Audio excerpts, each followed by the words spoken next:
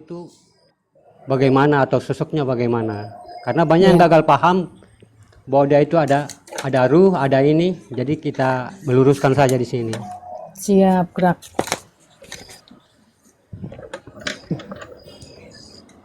Kita akan melihat kembali tajalli Allah, yaitu tajalli asal usul, artinya asal usul diri ya. Iya. Nah, kita lihat. Jasad mewakili sekalian alam sebagai umul kodrat. Kita ini kodrat, artinya kita ini wadah. Ya. Jasad mewakili sekalian alam sebagai umul kodrat.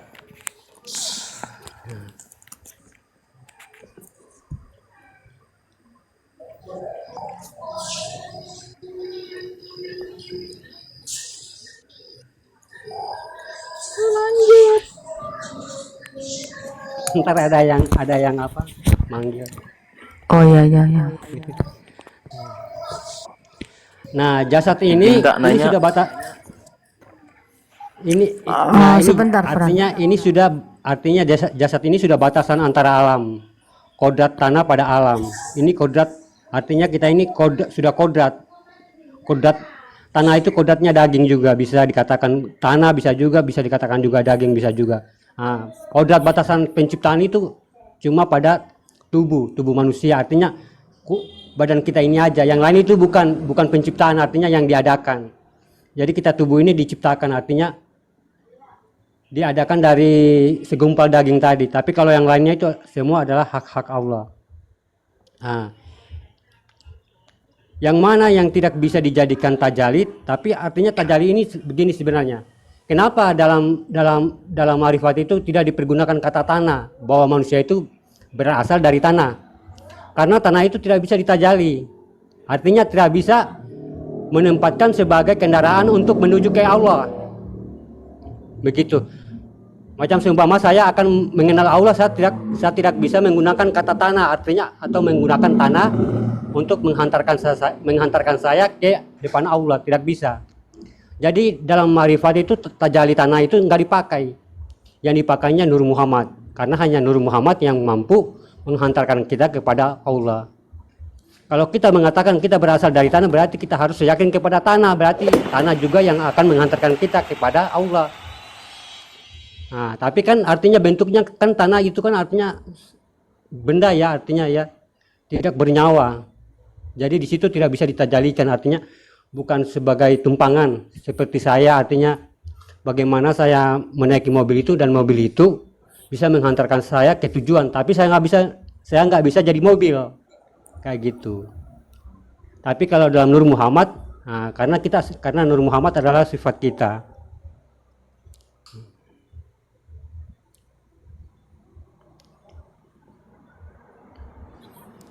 Nah, kita ambil Nur Muhammad. Siapa Nur Muhammad ini sebetulnya? Nur Muhammad ini ada dua sebenarnya. Nur Muhammad ini ada dua. Dengar baik-baik ya, Nur Muhammad ini ada dua. Pertama, nur yang memuji sebelum wujud Muhammad itu ada. Nah, wujud Muhammad itu sebelum ada itu sudah ada nur yang memuji sekalian alam ini. Artinya yang memuji Allah itu. Alam semesta ini memuji Allah. Itu namanya nur. Nur yang memuji ini disebut dengan An-Nur. Ini beda. Ini mutlak alam sifatnya nurul. Nah, jadi nur dan nurul itu beda. Tapi kalau yang berhubungan dengan tauhid, Nur Muhammad itu adalah suatu maujud bagi Muhammad. Nah, maujud umul hayat sifatnya adalah nur. Tapi nur di sini berkodratkan akan diri. Jadi nur itu bukan artinya cahaya, tapi penampakan sebuah nilai kodrat yang bernama nur.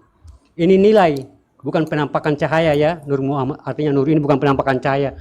Yang namanya kehidupan ini adalah nur.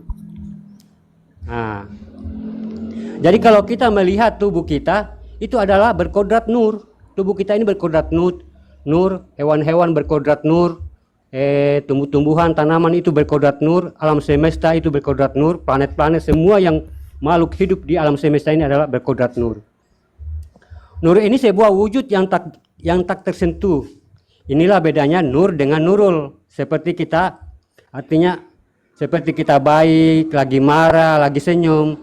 Nah, ini nurnya, banyak yang memiliki nurul dan ala nurin di dalam diri manusia itu ada nurulnya, ada nurinnya di dalam diri manusia itu ada. Macam-macam nurnya, macam-macam ruhnya. Nah, makanya dikatakan di dalam diri manusia itu terdapat 8 ruh. Nah, tapi satu yang mewakilinya yaitu dikatakan ruh idofi. Nah, ini yang dinamakan Nur Muhammad, bukan Adam. Nah, Adam ini yang awal adalah Nur Muhammad. Adam ini yang awal adalah Nur Muhammad, dia sangat masalahnya atau kata-kata yang sangat tinggi nilainya yang tak bisa diomongin, jadi kita hanya berkajian kepada Nur Muhammad saja.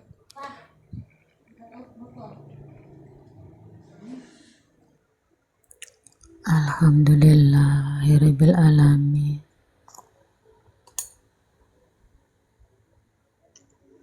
Lanjut. Sepakat.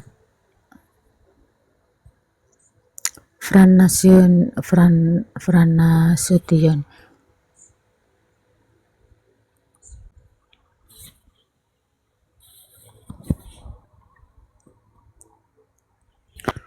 Kan setiap hari kamu kesini, kok kata-katanya begitu?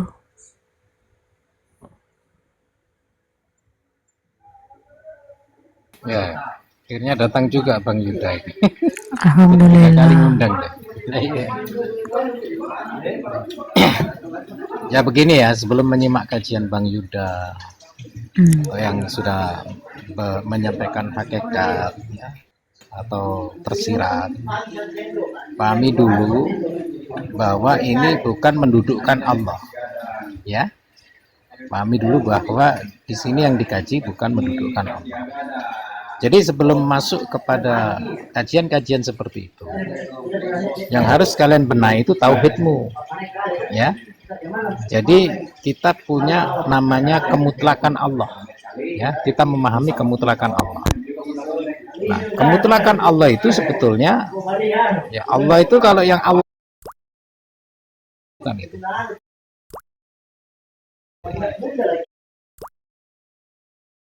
Penjahit. Nah, kita tidak disebut dengan penjahit. Duduknya penjahit kan gitu ya. Ada yang langsung menjahir tanpa bersinggungan dengan apapun, ya, atau tanpa disertai apapun. Nah, itu dinamakan zohirul laisa, ya. Nah, ini sudah masuk makom sir, ya, sudah masuk makom sir. Nah, ada yang penjairan masuk kepada yang bersatu, ya, zat, asma, sifat, nur, ruh, dan semuanya duduk di situ. Nah, bersatu di situ. Nah, sekarang itu yang dijelaskan Bang Yuda di viti-vitinya itu duduk kepada sesuatu yang langsung, penjairan dari Allah langsung, yang intinya di situ dinamakan tidak bersinggungan dengan apapun atau yang kita kenal dengan nama laisa. Nah, duduknya di situ. Ya, baru mengkaji hakikat. Nah, Allahnya sudah selamat, ya. Allah yang mutlak tadi sudah selamat. Nah, ini dinamakan kita tidak mencampur aduk, gitu ya. Tapi ingat, duduk di pensairan Robbi tadi itu masih awal, ya. Duduknya di situ perjalanan awal, duduk di asma ke-100, ya. Duduk kepada la sautin wala khurfin. Nah, duduknya di situ itu masih awal. Nah, masih menuju kepada puji 3. Ya. Puji 3 yang akhirnya mengerucut kepada 1 kan gitu. Nah, di sini kan maka kita mengaji hakikat dan ma'rifat itu duduknya kepada zohiru Rabbi yang tidak bersinggungan dengan apapun itu seperti apa? Nah, Waalaikumsalam. Seperti apa? Di sini kita baru bisa. Nah, ujung-ujungnya nanti, ya, terjadi subhanahu dan subhani. Maha suci dia dan maha suci aku. Nanti duduknya di situ. Maka ada subhanahu wa ta'ala dan ada subhani yang dimiliki oleh hamba. Maka hamba dengan subhanahu tadi tidak berbeda, kedudukannya horizontal. Jadi dinamakan mi'raj ruku, ya, kedudukannya sudah ruku, horizon. Nah, ini butuh kajian kalau begini-begini, ya, karena kita mendudukkan kepada sesuatu yang sampai, ya, sampai kepada penyaksian yang sempurna tadi. Nah, kalau kata Bang Yuda, kita ini punya hutang kepada Allah. Hutang apa? Dinamakan hutang penyaksian. Artinya apa? Penyaksianmu masih separuh, ya, di sulbi atau di alam arham, ya, atau di alam rahim, itu penyaksianmu separuh. Karena apa? Karena belum bertemu wujudnya, ya, masih dalam batinnya, masih dalam alam yang dinamakan singularitas atau ahad, ya, belum masuk kepada dui fungsi, dualitas. Nah, di dualitas ini ada penyaksian dinamakan penyaksian wujud. Nah, karena separuh, ya sempurnakan di sini, saat ini, detik ini, gitu. Nah, kalau sudah sempurna maka kamu bisa menduduki yang dinamakan la sautin wala hurfin dan laisa kamitslihi syai'un, ya. Jadi laisanya itu bukan punya Allah, bukan. Laisa ini kedudukan, ya, maqama rabbihi. Waalaikumsalam. Maqama rabbihi jannaten tadi diberikan kepada kalian yang duduk di situ, gitu. Maknanya di situ. Maka kalian baru bisa memahami kajian-kajian tadi. Sebelum kalian masuk ke situ harus jadi PAUD dulu, ya. Harus jadi bayi ruhani agar mendudukkan tauhid kepada Allah itu dengan benar, ya. Maka tauhid dulu baru kalian mempelajari tafrid, ya. Baru terjadi tajrid, didudukkan, ya, didudukkan kepada yang laisa tadi. Sambung Mbak Nevi, saya masih mau bikin kopi. Lanjut Bang Yuda.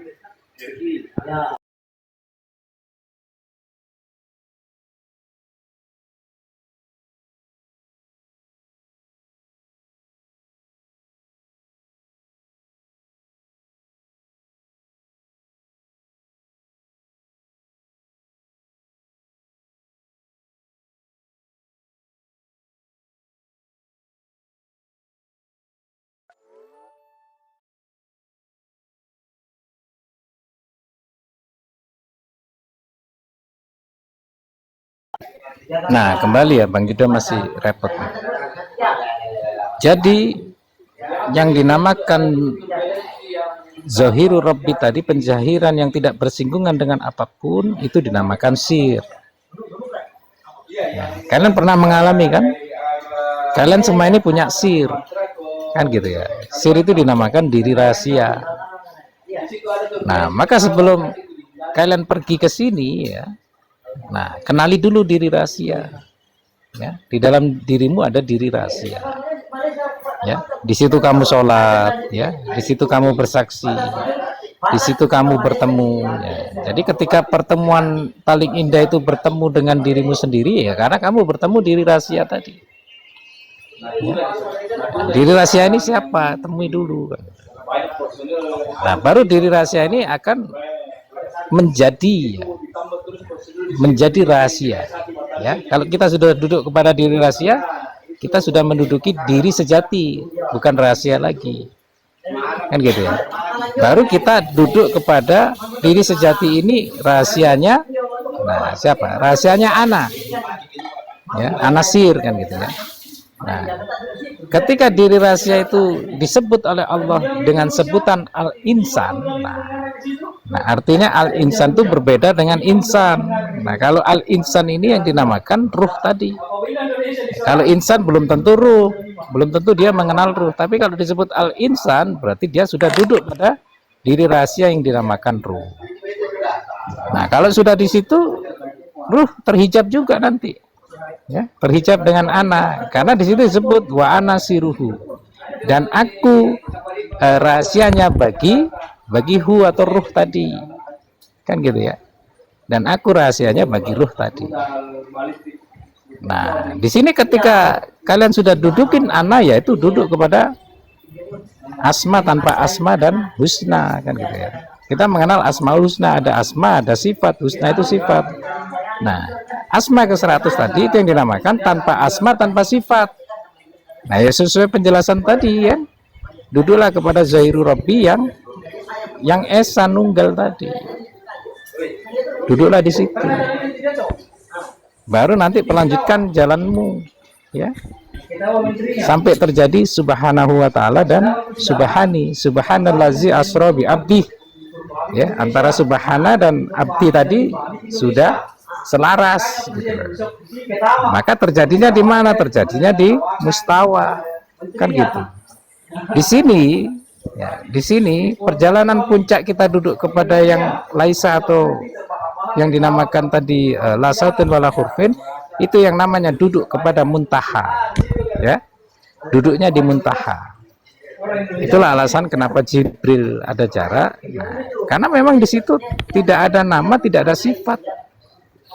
Ya, tidak ada nama, tidak ada sifat, duduknya pada muntaha. Nah, ketika di muntaha ini baru kita menemui yang dinamakan Arafah, kan gitu ya. Inilah kenapa ya rahasia perjalanan itu kita harus sendiri.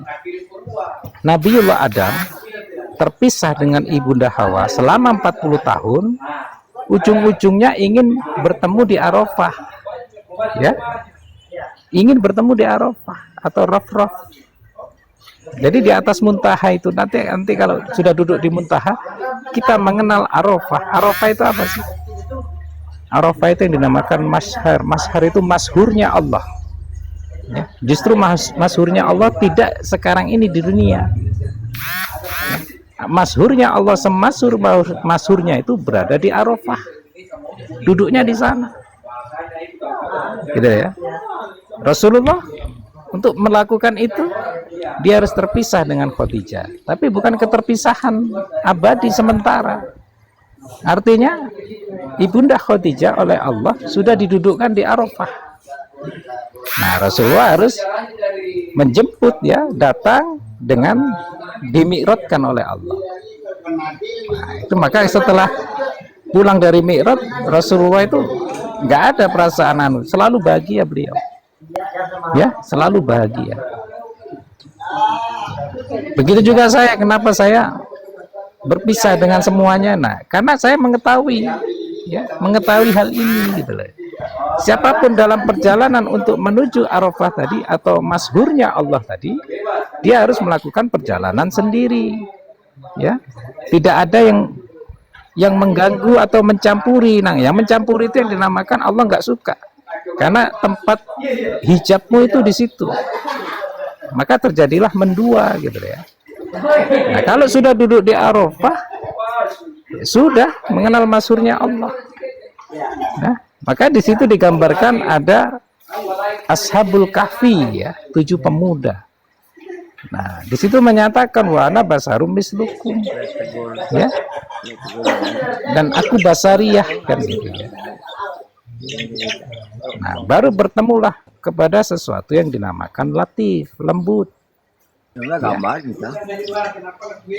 Ya. Masuk kepada wal yatalattaf, lembut. Nah, masuk Arafah dulu, baru masuk kepada latif, kelembutan, kan gitu. Nah, maha lembut, maha halus ini nyata, ya, dan ada pada semua semesta, kan gitu ya. Jadi kalau dia tidak nyata dan tidak ada pada semua semesta, berarti bukan dia, bukan dia. Maka kita menyaksikan secara penjahiran tadi, yang kita saksikan yaitu tadi wal yatalattaf, yang lembutnya itu ada di dalam dirimu, yang lembutnya tadi, ya. Di dalam matahari ada yang lembutnya itu, di dalam kucing ada, semuanya ada, di tumbuhan ada. Nah, itu menyatakan bahwa wujudnya Allah itu ada, kan gitu ya. Tapi jangan dikembalikan yang dikunci tadi, kan gitu ya. Tapi kembalikan kepada Zohiru Rabbi, ya, penzahiran tadi, yang laisa tadi. Nah, siapa yang wujud lembut tadi itu? Nah, kalau kalian sudah menjumpai itu, baru berhak kamu masuk kepada mustawa, arsistawa. Nah, terjadilah di sana subhanahu dan subhani.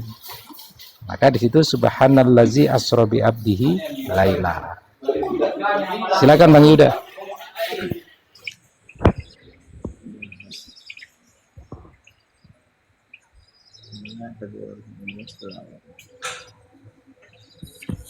Bang Yuda lagi ada anak-anak apa namanya? Tahlilan.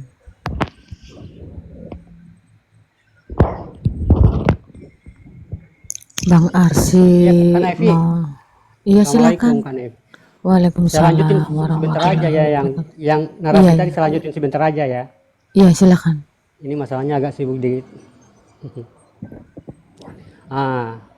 Adam ini artinya Adam ini yang awal adalah Nur Muhammad. Jadi bukan Adam yang sebenarnya yang awal itu. Yang Adam itu artinya yang Adam itu bukan yang awal, tapi Nur Muhammad. Jadi berwasiatlah Muhammad kepada Adam, yaitu dengan nurnya. Karena Nur Muhammad adalah Adam yang diberikan penampakan itu yang dikatakan Nur Adam. Jadi kalau kita melihat kepada sebuah perjalanan nur, maka kita tahu nur ini asal usul dari sebuah ruh. Maka dikatakan dengan ruh azoma atau sumber ruh, asal usul ruh terjadi. Makanya ada ruh hewani, ruh nabati. Pokoknya di situ semua itu sumbernya dari Nur Muhammad. Itu hayatnya Nur Muhammad. Nur yang memuji. Kalau kita mau melihat hayatnya ya, bukan kodratnya. Kalau kodratnya ya kita ini seperti tanaman, manusia, pokoknya yang di alam, di seluruh alam semesta ini. Nah itu kodratnya. Tapi kalau hayatnya itu ya ruh itu. Jadi kalau kita melihat kembali kepada sebuah kodrat ya, yang sangat dimuliakan oleh Allah, yaitu manusia. Jadi kalau kita ingin melihat mana wujud Muhammad, lihatlah nurnya. Siapa nurnya? Ini yang wujud ini. Nur Muhammad yang pertama, makanya jatuhnya pada Adam. Jadi dengan kita memahami tajalli sifat alam, mencari ruh, ruh mencari nur, berarti ruh tenggelam di dalam nur. Jasad tenggelam dalam ruh. Artinya apa? Karena alam ini terbuat dari Al-Quran, bersifat daripada tanah. Jadi semua bersifat dari tanah. Makanya dia tenggelam. Dia biun kepada batin alam.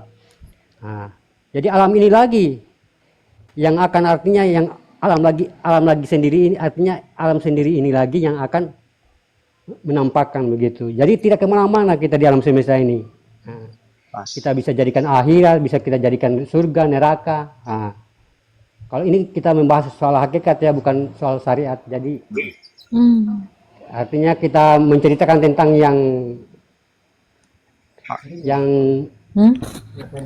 yang hidup aja, artinya begitu. Tidak kesana sampai di akhirat yang kita sudah mati itu tidak. Jadi mana yang dikatakan Nur Muhammad pada kodrat dan mana juga yang dikatakan Nur Muhammad pada sebuah hayat. Ini beda, kodrat dengan hayat beda. Jadi Adam ini adalah tajalli perjalanannya Nur Muhammad. Jadi Nur Muhammad ini batinnya Adam. Seperti yang saya sudah jelaskan dalam surat Al-Hadid kemarin ayat 3, Allah pemberi cahaya langit dan bumi. Allah memberi petunjuk cahayanya bagi orang-orang yang dikehendaki. Allah membuat perumpamaan bagi manusia yang ingin berpikir. Gitu. Di situ juga ada mengatakan di surat Al-Hadid itu, di dalam tabung kaca bagaikan bintang yang berkilauan, dinyalakan dari minyak zaitun, cahayanya hampir semua menerangi, walaupun tak tersentuh api. Inilah ruh, artinya nur itu, Nur Muhammad itu. Begitu sudah Kang Nevi, saya mau lanjut dulu. Alhamdulillah. saya mungkin apa, Makasih ya, ngomongnya- berkah-berkah selalu. Ya, mungkin ya. saya ngomongnya saya mungkin Kasih, Bang ngomongnya Yuda. terlalu cepat ya. Makasih Bang Yuda. Subhanallah. Saya Bismillah, mungkin ngomongnya silakan terlalu naik cepat, kalau Kang Evi, duduk ya. manis. Nanti saya ulangi lagi nanti. Alhamdulillah, berkah-berkah selalu Bang Yuda. Ya, ya. Berkah. Barakallah, barakallah. Iya, Saya tunggu Assalamualaikum. sampai jam Waalaikumsalam warahmatullahi wabarakatuh sampai jam 12 di sini. Iya, iya.